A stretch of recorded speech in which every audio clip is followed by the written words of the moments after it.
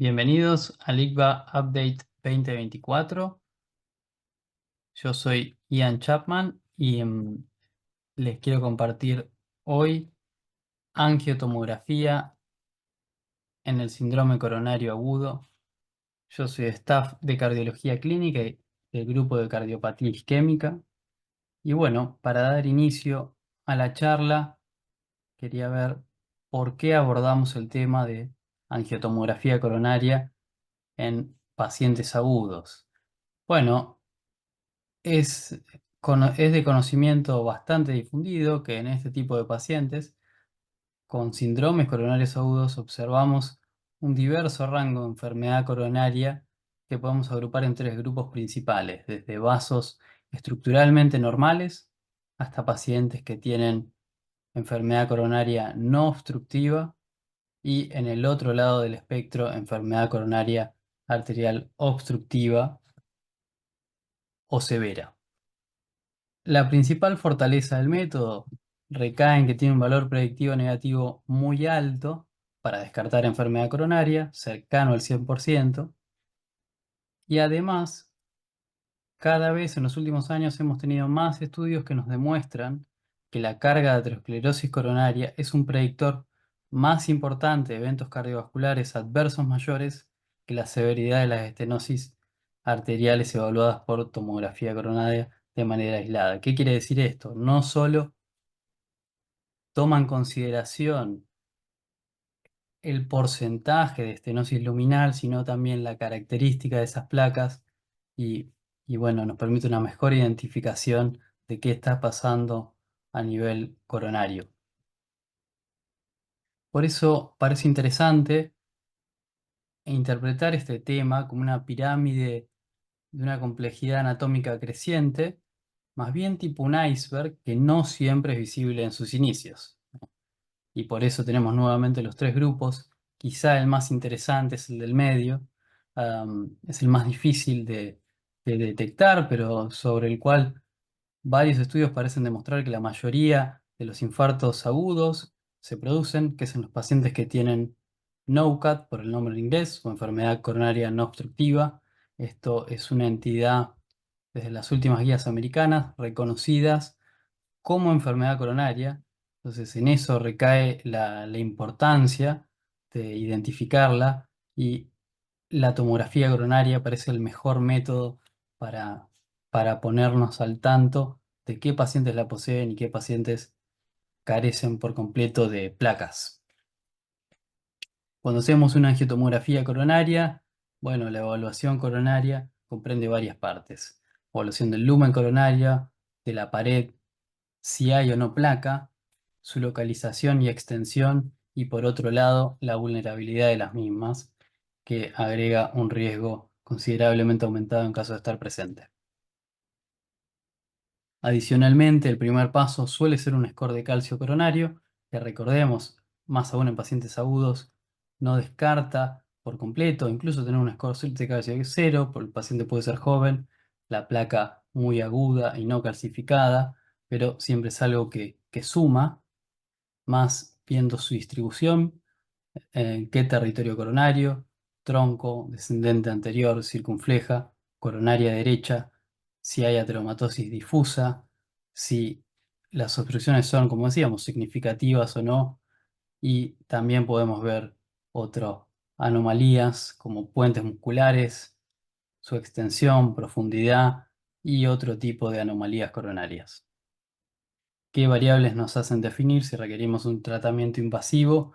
Bueno, obstrucciones significativas, placas con características de vulnerabilidad, tendencia a la ruptura o un score de calcio que no nos permite evaluar bien el árbol coronario. ¿Qué confiere una característica de alto riesgo de una placa vulnerable? Bueno, es cuando dos de las siguientes cuatro están presentes. Una placa de baja densidad, una placa no calcificada, o sea, general 30-60 unidades Hounsfield, suele ser menor a 30. ah, Placas con un índice de remodelado mayor a 1, un remodelado positivo, calcificaciones tipo SPOTY, son pequeños nódulos de calcio de 3 milímetros de extensión, y el signo de napkin ring, que es cuando se ve un core de baja intensidad rodeado de un aro de mayor intensidad, que puede ser hemorragia intraplaca o un trombo o microcalcificaciones. Como vemos acá, cuanto al hazard ratio, vemos que cualquiera de estos características de alto riesgo dan un porcentaje muy elevado de tener un evento coronario y compite bastante similarmente con el porcentaje de estenosis. Pero al sumar dos o más de estas características, suele ser un mayor predictor incluso que un porcentaje de estenosis significativo. Tenemos en general tres caminos. Después de realizar una angiotomografía coronaria, podemos ver ausencia de placas y obstrucciones significativas, con lo cual le hacemos un ingreso hospitalario, seguimiento por ambulatorio.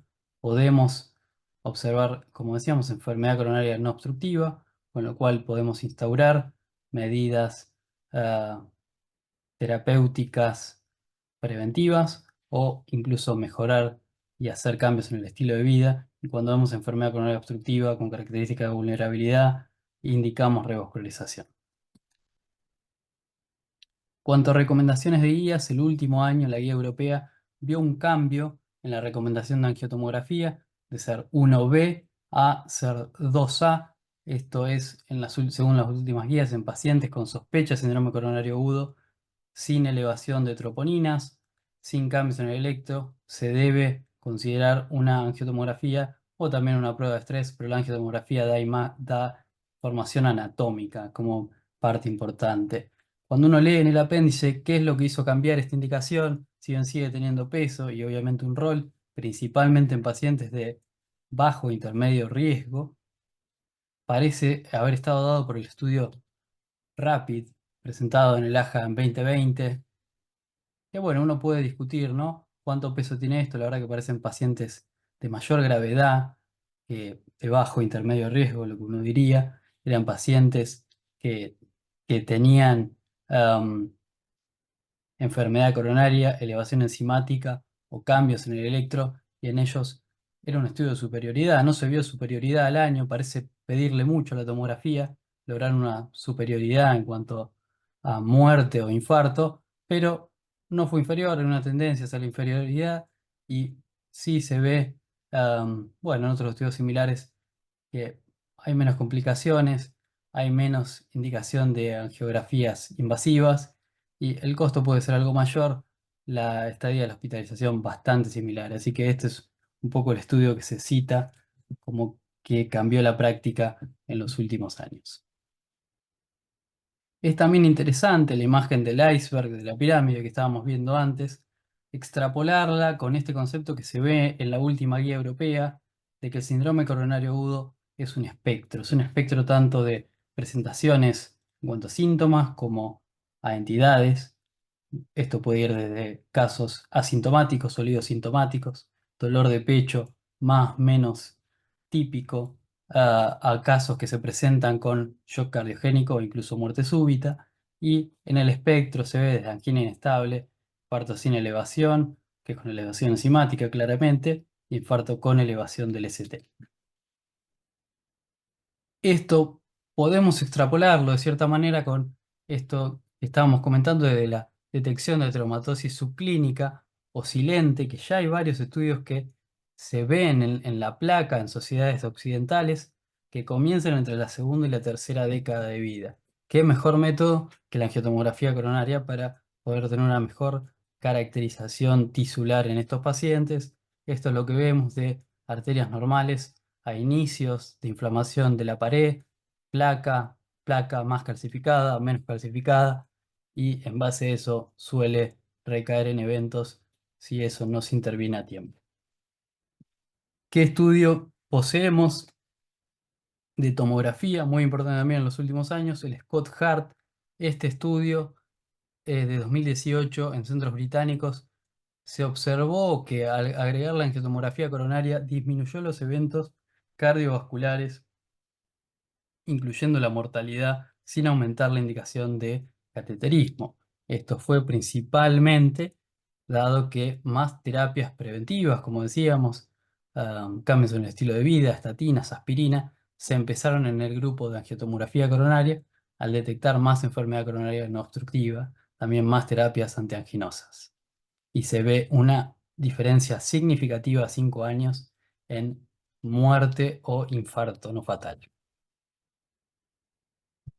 Como último caveat, para agregar a la charla, queríamos discutir rápidamente, no es exactamente el tema, pero en el último ACC de 2024 se presentó el estudio PREVENT, que evaluaba placas vulnerables por OCT, eran 1.600 pacientes, 800 y 800, con estenosis coronarias mayor al 50%, con FFR negativo, mayor a 0,80, valorados por OCT, pero con criterios de vulnerabilidad.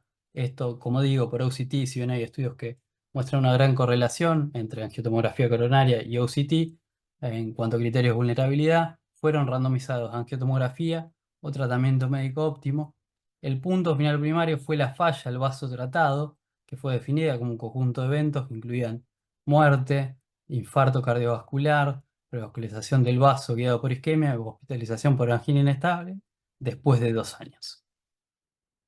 A los 2 años, y este fue el gran cimbronazo que causó este estudio en la última semana, 10 días, se observó que el grupo con angioplastia preventiva tuvo menores eventos respecto al grupo tratamiento médico. Es verdad que los eventos fueron muy pocos, pero por lo menos es algo que causa hipótesis 0,4% versus 3,4%, más que nada a expensas claramente de revascularización. Estos estudios, estos resultados se mantuvieron a 7 años con una menor incidencia de eventos también en el grupo angioplastia preventiva, con lo cual se plantea si esto no es quizá, para continuar explorando en otros estudios, una extensión de la indicación de la angioplastia. Para finalizar, el campo de la enfermedad coronaria está en constante evolución. La angiotomografía nos permite una caracterización de las placas más allá del grado de la obstrucción. Queremos destacar la importancia de la enfermedad coronaria no obstructiva y esto de intentar pasar de un paradigma clásico de detectar solo estenosis e isquemia a poner el enfoque en detectar las placas y cuáles son las más propensas a tener una ruptura. Fin, muchas gracias.